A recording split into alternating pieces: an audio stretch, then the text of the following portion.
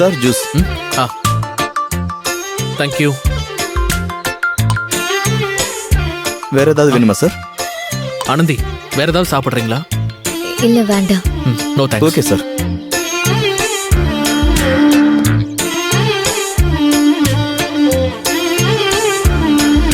நான் ஜூஸ் குடிக்க தான் வாங்கினேன், அதை பார்க்கறதுக்கு இல்ல.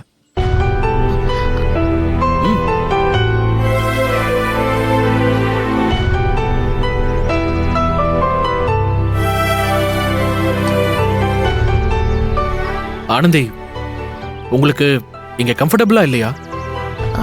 இல்ல அப்படிலாம் எதுவும் இல்ல. அப்புறம் ஏன் ஒரு மாதிரி டல்லாவே இருக்கீங்க? உங்க ஹெல்த் எல்லாம் ஓகே தானே? ஆ, ஆக்சுவலா நான் மார்னிங் வெளியே போலான்னு கூப்பிட்டதும் நீங்க வரலன்னு சொல்லிட்டீங்க.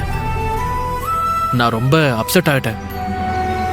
ஆனா அதுக்கப்புறம் நீங்க வரேன்னு சொன்னதும் நான் எவ்வளவு ஹாப்பியா ஃபீல் பண்ண தெரியுமா? ரொம்ப தேங்க்ஸ் நீங்க வந்ததுக்கு. பரவாயில்ல, இருக்கட்டும். என்னங்க, நான் மட்டும் பேசிக்கிட்டே இருக்கேன், நீங்க சைலண்டாவே இருக்கீங்க.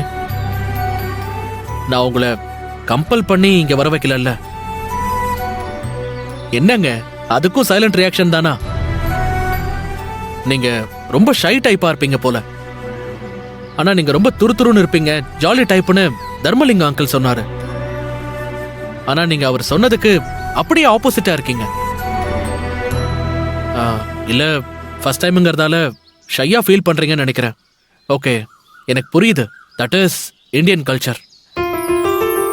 நீங்க வரன் ஒத்துக்கிட்டதுக்கும் வந்ததுக்கும் எல்லாத்துக்குமே பெரிய தேங்க்ஸ்ங்க.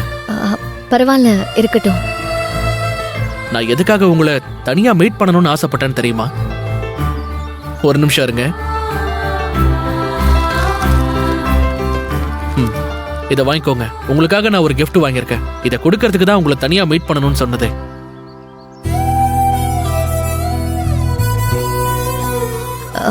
எதுக்கு gift எல்லாம் வாங்குனீங்க? என்னங்க நீங்க, நான் தானே கொடுக்கறேன், வேணாம்லாம் சொல்லக்கூடாது. நான் யாரு? உங்களோட ஹஸ்பண்ட். நீங்க என்னோட ஒய்ஃப். உங்களுக்கு நான் gift கொடுக்கறதுல தப்பே இல்லையே. நீங்க இதை வாங்கி பிரிச்சு பாருங்க. ப்ளீஸ் பிரிச்சு பாருங்க.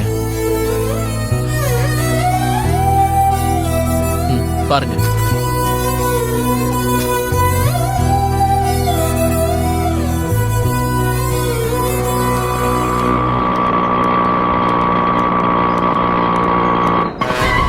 தம்பி, கொஞ்ச நேரம் நீங்க வெயிட் பண்ணுங்க, நான் அது வந்துடுறேன். சரி, ஓகே ஓகே.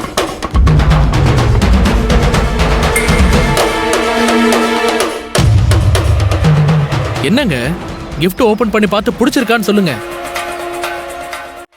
உங்களுக்கு என்ன gift பண்றதுன்னு தெரியாம எங்கெல்லாம் போய் தேடி இந்த gift வாங்கிட்டு வந்திருக்கேன் தெரியுமா? இந்த gift பார்த்ததும் உங்க ஞாபகம் தான் வந்தது. பிரிங்க.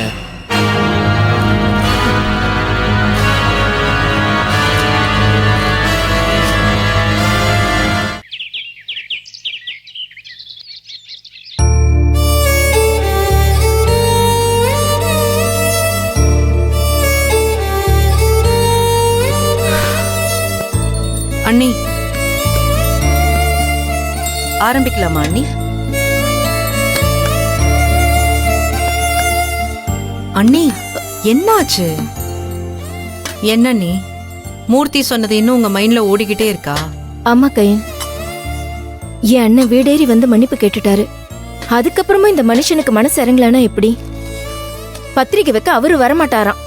நாம மட்டும் போய் பத்திரிக்கை வச்சா என் அண்ணன் என்ன நினைப்பாங்க? என் அண்ணன் மனசுதான் கஷ்டப்படாதா? வீட்டுக்கு மூத்தவர் இவர் தானே.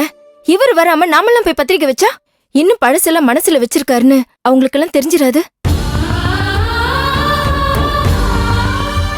ஆமா கையன், இது அவங்க தப்பா புரிஞ்சுக்கிட்டு ஆனந்தியோட கல்யாணத்துக்கு வராம போயிடுவாங்க. ஆனந்தியோட கல்யாணத்துக்கு ஒருத்தர் விடாம எல்லாரும் வரணும்னு நான் ஆசைப்படுறேன். நீங்க ஆசைப்பட்டா மட்டும் போதுமாத்த, அதுக்கு உங்க புள்ள கொஞ்சமாவது இறங்கி வரணும்ல. தேஞ்சு போன ரெக்கார்டு மாதிரி இன்னும் அதையே பேசிக்கிட்டு இருக்காரு. அது பார்த்தாலே வெறுப்பா இருக்கு.